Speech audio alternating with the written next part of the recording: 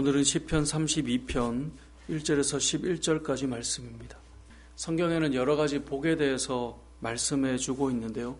오늘은 그 복들 중에 하나인 죄사함의 복을 우리에게 알려주고 있습니다.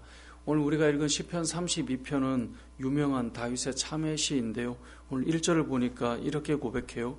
허물의 사함을 받고 자신의 죄가 가려진 자는 복이 있도다. 여러 가지 복이 있는데 그 중에 어떤 것이 복인가? 허물의 사함을 받는 거예요. 우리의 죄를 용서받는 거예요. 그게 복이다라고 말씀하고 있는 거죠. 왜 이것이 복일까요? 여러분, 사람과의 관계에서 생각을 해봅시다. 누군가에게 우리가 허물이 있어요. 우리가 누군가에게 잘못을 한 게 있어요. 그 잘못 때문에 관계가 깨어져 있어요. 그 관계가 회복되지 않아요. 그래서 만날 때마다, 얼굴을 볼 때마다 그 죄 때문에 많이 힘들어요. 그런데 그것을 풀기 위해서 내가 그건 너무 잘못했다, 미안하다, 죄송합니다 라고 말을 할 때 그 사람이 흔쾌히 아니야 괜찮아 라고 할 때 그것이 복이라는 거예요. 근데 만약에 용서를 구했어요. 그런데 나는 받아들일 수 없어. 그 얼마나 큰 어려움이겠어요. 계속 가는 거예요. 다르게 생각해 보면 용서를 구하지 않는 거예요. 그래서 계속 그대로 가는 거예요. 그 얼마나 힘겹겠어요. 오늘 본문이 그 이야기를 하는 거예요. 허물의 사함을 받고 자신의 죄가 가려진 자가 복이 있다. 이 다윗은 큰 죄를 지었죠. 너무나 큰 죄를 지어서 그는 이것 때문에 이것이 드러나는 바람에 너무나 큰 부끄러움과 수치를 당하게 돼요. 그 하나님 앞에 그 죄에 대해서 용서를 구하죠. 근데 용서를 구하기 전에 그는 어떤 상태였습니까? 3절에 보니까 내가 입을 열지 아니할 때에 그는 말하지 않았어요. 고백하지 않았어요. 묻어두고 있었어요. 그런데 그 묻어둔 상태 아무도 모르니까 괜찮을 것 같지만 실제로 깨어진 그 죄를 용서받지 못한 그 관계 속에서 그가 어떤 상태였는가를 고백해요. 내가 종일 신음함으로 내 뼈가 쇠하였다라고 3절에 말씀해요. 여러분, 죄를 짓고 용서받지 못한 채 그 관계가 이어질 때 여기 나오는 것처럼 뼈가 쇠한다라고 말해요. 4절에 보면 주의 손이 주야로 나를 누르시오니 내 진액이 빠져서 여름 가뭄에 마름같이 되었나이다.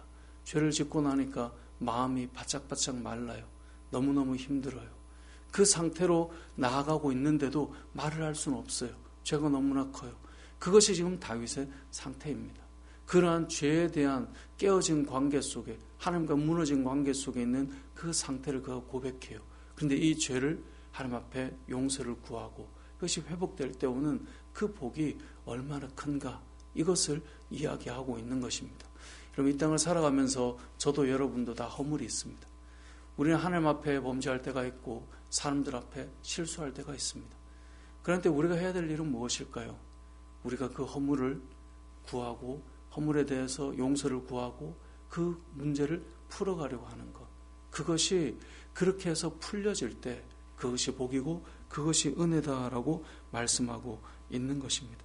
오늘 본문 6절에 보면요. 이로 말미암아 모든 경건한 자는 주를 만날 기회를 얻는다라고 되어 있어요. 이로 말미암아, 이건 뭐예요? 위에 나오는 죄를 지은 것으로 말미암아 하나님 앞에 나아갈 또 한 번의 기회를 얻는다는 거예요. 이 말은 죄를 지어라 이 말이 아니에요. 범죄라고 하는 것이 단순히 우리를 무너뜨리는 것만 있는 것이 아니라 하나님께로 다시 나아갈 다시 그 시간과 기회를 우리에게 제공한다는 거예요. 우리가 하나님 앞에 범죄했을 때 우리가 이 죄로 말미암아 신음하고 우리의 영혼이 메마르고 깨어지는 상황이 밀려왔을 때 6절에 나오는 것처럼 모든 경건한 자는 주를 만날 기회를 다시 얻어서 주께 기도하며 나아가는 것, 그것이 우리에게 필요하다는 거죠. 그렇게 될 때 그 죄로 인해 우리가 무너질 것 같지만 홍수가 범람할지라도 그에게 미치지 못한다라고 오늘 본문은 말씀하고 있습니다. 오늘 본문의 내용은 그렇기 때문에 우리가 죄를 지어도 괜찮아 이 말을 하는 건 아니에요. 왜냐하면 죄가 주는 큰 고통이 있기 때문에 그래요. 죄로 인해 깨어진 관계는 참 많이 힘들어요. 그것 때문에 마음이 말라가고 힘들단 말이죠. 그러니까 죄를 짓는 것은 바람직하거나 유익한 건 아니에요. 하지만 우리는 또 허물이 있는 자이기 때문에 죄를 짓게 되죠. 그때 우리 하나님 앞에 나아가는 것입니다. 하나님 앞에 우리의 죄를 고백하는 것입니다. 그렇게 될 때 하나님께서는 우리의 마음을, 우리의 죄를 다 씻어주시고 우리의 이 허물을 사해주시고 우리의 죄를 가려주시기 시작해요. 이것이 큰 은혜다라는 것입니다. 오늘 본문 11절은 이렇게 마무리합니다. 너희 의인들아 여호와를 기뻐하며 즐거워할지어다. 마음이 정직한 너희들아 다 즐거이 외칠지어다. 여러분 11절에 너희 의인들아 라고 말해요. 여러분 이들은 죄인이에요. 분명히 잘못했고 그것 때문에 고통을 받았고 그것 때문에 하나님 앞에 용서함을 받아야 되는 사람이었어요. 그런데 오늘 본문에 이들은 의인이라고 불리고 있어요. 성경에서 말하는 의인은 누구일까요? 완벽한 삶을 살아가는 자가 아니라 하나님 앞에서 죄사함을 받은 자들을 의인이라고 불러요. 저와 여러분이 왜 의인일까요? 우리는 죄인이었지만 하나님께서 의롭다고 칭해 주셨기 때문에 그래요.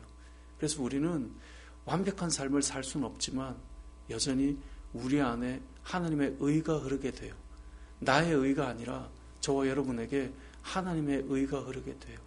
그 의로 우리는 살아가는 거예요. 그래서 우리는 부끄럽지만 또 담대하고 담대하지만 겸손할 수밖에 없고 이 두 가지 모습이 함께 병행되어져 가는 거죠. 그리고 우리의 마음에 이 용서를 받은 자로서 감사와 찬양이 있는 것입니다.